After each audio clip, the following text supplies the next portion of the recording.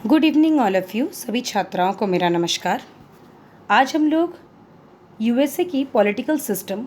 और विशेषकर उसके अंतर्गत पॉलिटिकल पार्टीज़ का अध्ययन करेंगे। हम लोगों ने लास्ट टाइम जब डिस्कस किया था तो यूएसए की जुडिशरी सिस्टम तक हम लोगों ने समझा था, और आज हम लोग पॉलिटिकल पार्टीज़ किस तरह वहाँ इंपॉर्टेंट रोल प्ले करते हैं इस पर कुछ डिस्कशन इस स्लाइड के माध्यम से करेंगे। बेसिकली यूएसए में टू पार्टी सिस्टम है, और टू पार्टी सिस्टम जो डेवलप हुआ है अभी के समय में, that is in between Republic and democratic parties, वो अर्लियर जो फेडरलिस्ट और एंटी फेडरलिस्ट पार्टीज़ थे उन्हीं दोनों पार्टीज़ का ही आप रीसेंट डेवलपमेंट कह सकते हैं कि धीरे धीरे वो पार्टीज़ डेवलप होकर आज के फॉर्म में रिपब्लिकन और डेमोक्रेटिक पार्टीज़ के रूप में हमारे सामने है। यहाँ जो पार्टीज़ का सिस्टम है इसमें मेजर तो टू पार्टीज़ है जो कि प्रेसिडेंशियल इलेक्शंस और other important elections state level पे पार्टिसिपेट करती है। इसके अलावा कुछ और भी छोटे छोटे पार्टीज़ हैं, से for example libertarian party, the constitution party, the green party and other several parties, but उनका वो इम्पॉर्टेंट रोल वो प्ले करने में उतनी कैपेबल नहीं होती है क्योंकि उनको वो पॉपुलर सपोर्ट नहीं गेन होता है, मास पार्टिसिपेट का सपोर्ट उनके साथ नहीं होने की वजह से उनका कोई कैंडिडेट प्रेसिडेंशियल इलेक्शन में खड़ा हो इस तरह की पॉसिबिलिटी बहुत कम होती है।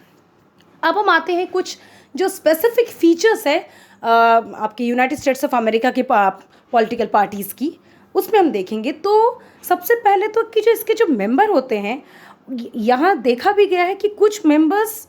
जनरल जो पार्टी का ओपिनियन है उसके अगेंस्ट जाके भी वोटिंग कर सकते हैं, वो डिनाई भी कर सकते हैं पार्टी के किसी स्टैंड को, और इस तरह का पर्सपेक्टिव रखने को नेगेटिव पॉइंट ऑफ व्यू से नहीं देखा जाता है क्योंकि उनको पता है कि वहाँ स्टेबिलिटी है। प्रेसिडेंशियल फॉर्म ऑफ गवर्नमेंट होने की वजह से फेडरल स्ट्रक्चर और वहाँ की जो प्रैक्टिसेस कन्वेंशंस चले आ रहे हैं उसकी वजह से ये सबको पता है कि यहाँ यूके वाली कंडीशन नहीं है कि गवर्नमेंट हमेशा जो आपकी रूलिंग पार्टी है उसको एक डर बना रहेगा कि ऑपोजिशन कभी भी उसको पावर से डिट्रैक्ट कर सकती है और ऑपोजिशन गवर्नमेंट फॉर्म कर सकती है। यहाँ स्टेबिलिटी है due to the separation of power, due to the presidential form of government, जिसकी वजह से अगर पार्टी का कोई मेंबर पार्टी की आइडियोलॉजी और पर्सपेक्टिव के बियॉन्ड जाके भी कोई अपना पॉइंट ऑफ व्यू रखता है तो उसको क्रिटिसाइज नहीं किया जाता है। देयर आफ्टर यहाँ कई मेंबर्स ऐसे होते हैं पार्टी में जो कि प्रोफेशनल पॉलिटिशियंस की तरह वर्क करते हैं, means they have a attitude of a capitalist liberal, और you can say the democratic, we can't say they are little bit elitist ideology को, फ्यूडलिस्टिक आइडियोलॉजी को वो रिप्रेजेंट करते हैं, कैपिटलिस्ट आइडियोलॉजी को करते हैं, और उनको भी पार्टी में फॉर पार्टी के फंड को इंक्रीज करने के लिए, पार्टी के अपने वेस्टेड इंटरेस्ट को फुलफिल करने के लिए उनको कंसिडर किया जाता है। अब जो एक और इम्पॉर्टेंट फीचर है कि इनको क्यों रिक्रूट किया जाता है, जो इतनी प्रोफेशनल एटीट्यूड से बंधे हैं, और जो एक इम्पॉर्टेंट फीचर माना जाता है, this is a basic difference between the USA and UK political party system, कि शार्प मतलब जो एक प्रॉपर आइडियोलॉजिकल डिफरेंसेस है वो यूएसए में नहीं मिलता है। यहाँ डेमोक्रेटिक पार्टी और रिपब्लिकन पार्टी का अगर आइडियोलॉजिकल स्टैंड में हम डिफरेंस करना चाहे, जैसे कि यूके में कंजर्वेटिव पार्टी और लेबर पार्टी के बीच में है, वो यहाँ देखने को नहीं मिलता है। इसीलिए फाइनल इनको मानते हैं कि यहाँ एक ही टाइप के लीकर दो अलग अलग लेवल के बॉटल में एग्जिस्ट करता है। अब आता है कि इस तरह के प्रोफेशनल एटीट्यूड के पॉलिटिशियंस को क्यों रिक्रूट किया जाता है, for extra constitutional environment. We are aware of the facts, हम लोग पहले क्लास में भी डिस्कस कर चुके हैं। यहाँ गैरीमैंडरिंग की प्रैक्टिसेस है, यहाँ स्पॉयल सिस्टम है, यहाँ सीनेटोरियल कर्टसी की प्रैक्टिसेस है। तो ये सारी जो प्रैक्टिसेस है ये कहीं ना कहीं, और लॉबी सिस्टम को यहाँ बहुत ही यूजफुली ये लोग रिक्रूट करते हैं, मतलब लॉबीज़ का प्रॉपरली हम देख सकते हैं वो एक एक्टिव रोल प्ले करते हैं कांग्रेस में। तो वहाँ लेजिस्लेटिव बॉडी में उनका एक्टिव रोल वो कैसे प्ले करते हैं, through this constitutional you can say that through this extra constitutional means, क्योंकि ये कॉन्स्टिट्यूशन में इस तरह के प्रोविजंस नहीं दिए गए हैं। और प्रोफेशनल एथिक्स को फॉलो करते हुए पॉलिटिकल पार्टीज़ को स्ट्रांग बनाने के लिए वो extra constitutional means and measures के थ्रू भी पार्टी को इलेक्शंस में एक इंपॉर्टेंट पोजीशन तक लाने का प्रयास करते हैं। देन कम्स दैट कि पॉलिटिकल पार्टीज़ का मेन कंसर्न क्या है कि to putting up candidates for political post, कि जो भी राजनीतिक पद है उसके लिए वो अपने कैंडिडेट्स को, अपने उम्मीदवारों को तैयार करते हैं और पब्लिक ओपिनियन को गैदर करते हैं, उसको पोलराइज करते हैं और कहीं ना कहीं उसी बेसिस पर प्रेसिडेंशियल इलेक्शंस को एक यूनिट लेवल से स्टार्ट कर कर उसको नेशनल लेवल तक ले आने में, उसको एक कैटेगराइज फॉर्म में उसको सिस्टमेटिक रूप देने का काम पॉलिटिकल पार्टीज़ के द्वारा किया जाता है, क्योंकि उनको पता है कि 4 इयर्स के लिए एक स्टेबिलिटी बनी रहेगी, इसलिए वो हमेशा एक्टिव नहीं रह सकते हैं। बिफोर द इलेक्शंस वो एक एक्टिव रोल प्ले करना स्टार्ट करते हैं। देन कम्स की एक और, अगर हम उसका इंपॉर्टेंट फीचर्स देखें कि डेमोक्रेटिक और रिपब्लिक पार्टीज़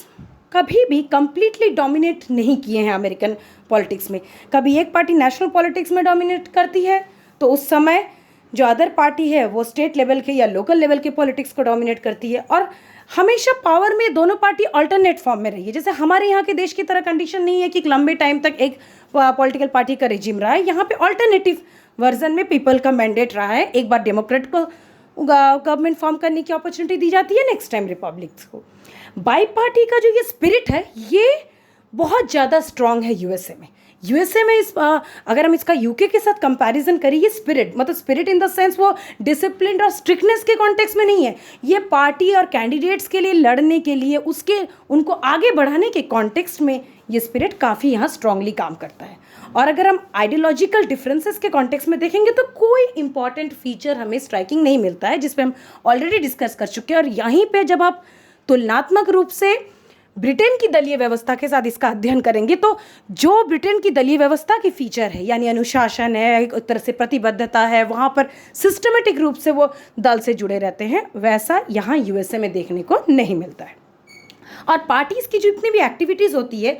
वो एक रिस्पॉन्सिबल पॉलिटी, मतलब एक बहुत ही अकाउंटेबल, जवाबदेह, उत्तरदायित्वपूर्ण एक सुव्यवस्था स्थापित हो सके, उस दिशा में वो कार्य करने का प्रयास करते हैं। अब हम आते हैं जो इम्पॉर्टेंट पॉलिटिकल पार्टीज़ है वहाँ। The first one the democratic party. अगर इसके हम हिस्टोरिकल डेवलपमेंट को देखें तो ये इवॉल्व होता आउट होता है फ्रॉम द थॉमस जेफरसन्स पार्टी, और जो कि 1800 में फॉर्म हुई थी, और उस समय से इसका डेवलपमेंट स्टार्ट होता है। और आज के समय में जितने भी अमेरिकन्स हैं वो इस पार्टी को एक लिबरल पार्टी के फॉर्म में देखते हैं, क्योंकि डेमोक्रेट्स जो है उनका है वो फेडरल गवर्नमेंट और स्टेट गवर्नमेंट के बीच में मानते हैं कि इनके कोऑर्डिनेशन के साथ ये काम करे और कहीं ना कहीं ये एक एक्टिव रोल प्ले करे, ताकि सोशियो इकोनॉमिक जितने भी प्रोग्राम्स हो they must be made for them who need them, यानी deprive section of the society, marginalize class, poor, uneducated, इस तरह के ग्रुप सोशल सिक्योरिटी सर्विसेज के लोगों को दिया जाए, इसके कॉन्टेक्स्ट में ये पार्टी का एजेंडा में रखती है, ताकि marginal section of the society को बेनिफिट्स मिल सके, स्केर्स रिसोर्सेज तक उनकी पहुंच बन सके। इनका जो ओरिएंटेशन है पार्टी का, दैट इज सेंटर लेफ्ट, यानी केंद्रीय विचारधारा के साथ थोड़े वामपंथी विचारधारा के तत्व, यानी ड्रास्टिक चेंज, सोसाइटी में इनोवेशन लाना, marginal section of the society का उन्नयन करना, इस पर्सपेक्टिव को लेकर ये पार्टी आगे बढ़ती है। और ट्रेडिशनली हम देखें जो पुअर वोटर्स है, जो आपकी लेबर्स है, आपके फार्मर्स है, जो वर्किंग क्लास है, इनका वोट ज़्यादातर कहीं ना कहीं डेमोक्रेटिक पार्टी को जाता है। इस पार्टी का सिंबल डोंकी है, ठीक है। देन कुछ इंपॉर्टेंट इसके प्रेसिडेंट्स को देखेंगे। Andrew Jackson, Franklin D Roosevelt, Harry S Truman, John F Kennedy, Lyndon B Johnson, Bill Clinton and Barack Obama. अब इन सब की अगर आप पॉलिसी का एनालिसिस करें तो ये सब लिबरल रहे हैं, थोड़े से कहीं ना कहीं शांति की स्थापना के परिप्रेक्ष्य में भी कहीं ना कहीं इनका रोल ज़्यादा इंपॉर्टेंट रहा है, तो बहुत ही ये रैडिकल पर्सपेक्टिव लेकर ये प्रेसिडेंट्स उतना आगे नहीं बढ़े। Now come to the next party, that is Republican Party. Republican Party 1850s में इसका फॉर्मेशन होता है, और विशेषकर उस समय जो नॉर्थ और वेस्ट, उत्तर एवं पश्चिम के जो राज्य थे, उन सब राज्यों की जनता के इम्पॉर्टेंट पॉलिटिशियंस के द्वारा इस पार्टी का फॉर्मेशन होता है। और उस समय अब्राहम लिंकन ने उसमें एक मेजर रोल प्ले किया, जो कि चाहते थे कि गवर्नमेंट जो स्लेवरी, दास प्रथा का एक्सपेंशन हो रहा है, बढ़ता जा रहा है, उस पर रोक लग सके। और जो रिपब्लिकन्स हैं वो थोड़े कंजर्वेटिव, रूढ़िवादी नेचर के हैं, और ये पार्टी प्राइवेट एंटरप्राइजेस को, आपकी privatisation, liberal market based economic system, individual initiative, और फ्यूडलिस्टिक जो प्रैक्टिसेस है उसको कहीं ना कहीं ज़्यादा एम्फेसिस देती है, खासकर कैपिटलिस्ट मार्केट इकोनॉमी जो ग्लोबलाइज्ड वर्ल्ड में आज हमारे सामने है उसको कहीं ना कहीं इसका काफ़ी सपोर्ट मिला हुआ है। ये इनका जो एक पर्सपेक्टिव है कि वो चाहती है कि जो फेडरल गवर्नमेंट है वो कुछ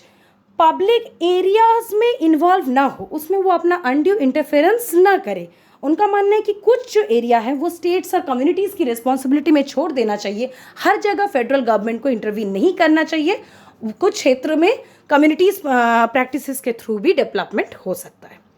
इनका जो ओरिएंटेशन है ये सेंटर राइट ओरिएंटेड है, यानी सेंट्रलिस्ट जो सबको लेकर चलने वाला पर्सपेक्टिव है, क्योंकि बेसिक आइडियोलॉजिकल बहुत डिस्टेंट फीचर्स तो है नहीं, और राइटिस्ट पार्टी यानी जो convention, tradition, custom, culture, conservative जो प्रैक्टिसेस है उसको कैरी फॉरवर्ड करने वाला प्रैक्टिस है। इसीलिए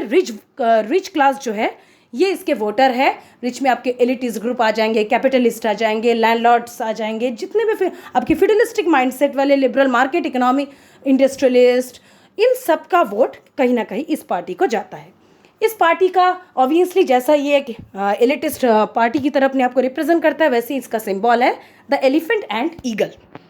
now come to the some of the president of this party. इसमें Abraham Lincoln, Eisenhower, Richard Nixon, Ronald Reagan, H.W. Bush, George W. Bush and now we have Donald Trump.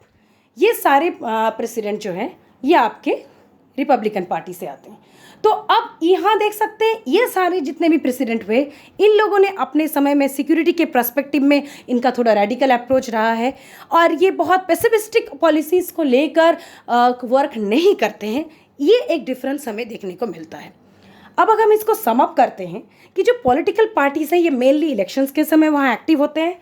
पूरे year ये active role play करने की ज़रूरत नहीं है, और इनका जो फोकस रहता है वो लोकल इश्यूज़ पर रहता है, क्योंकि उन्हीं लोकल इश्यूज़ को वो मुद्दा बनाकर ही वोट गेन कर सकते हैं, क्योंकि वहाँ लोकल से धीरे धीरे करके वो नेशनल लेवल तक की पॉलिटिक्स, एक गुथी हुई पॉलिटिक्स के फॉर्म में काम करती है। और पॉलिटिकल पार्टीज़ का एक तरह से हम देखेंगे कि जो वो ये उतना इन्फ्लुएंस स्टेट के मैटर में नहीं करते हैं, कि political parties are not influential in the affairs of the state. क्योंकि अगर हम यूके के कास इनका कंपैरिजन करें कि प्रेसिडेंशियल सिस्टम में क्या है, सेपरेशन ऑफ पावर है, और सेपरेशन ऑफ पावर के साथ ये फेडरल स्ट्रक्चर वर्क कर रहा है, तो इस वजह से, और वो रिजल्ट है कॉन्फेडरेशन का, जो उसका बैकग्राउंड रहा है फिलाडेल्फिया कन्वेंशन से जिस तरह से अभी का सिस्टम आया है। तो इन सब की वजह से क्या है कि पार्टी अपना उसका जो एक स्पेसिफिक रोल है उसी तक ही सीमित रहती है, ना कि वो अनड्यू इंटरफेरेंस कई अलग एरियाज में करती है। अब इन पॉलिटिकल पार्टीज़ के साथ ये भी एक फैक्टर है कि इनको कोई कॉन्स्टिट्यूशनल स्टेटस नहीं मिला हुआ है, कॉन्स्टिट्यूशन में इनके लिए कोई प्रोविजंस नहीं है। और अगर हम देखें कि इनका बेसिस जो है political parties mainly regional forces के थ्रू अपने पावरफुल पोजीशन तक बनने का प्रयास करती है। तो इस तरह से देखें तो जो पॉलिटिकल पार्टीज़ है वहाँ पॉलिटिकल पार्टीज़ पूरे डेमोक्रेटिक सिस्टम को एक्टिव रखने में इम्पॉर्टेंट रोल प्ले करती है। फेडरल स्ट्रक्चर में जो रिक्वायरमेंट है उसमें बेसिक फोर्सेस की तरह वो काम करती है, और कहीं ना कहीं प्रॉपर रिप्रेजेंटेटिव सिस्टम को बनाए रखने के लिए जो रिक्वायरमेंट है, खासकर इलेक्शन में रिप्रेजेंटेटिव्स का सिलेक्शन करना, पार्टी अपना मेंबर्स को सेलेक्ट करना, उनको रिक्रूट करने के लिए proper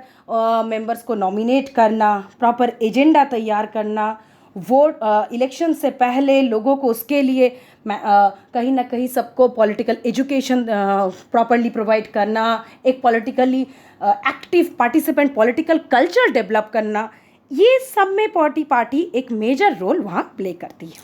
okay, thank you all.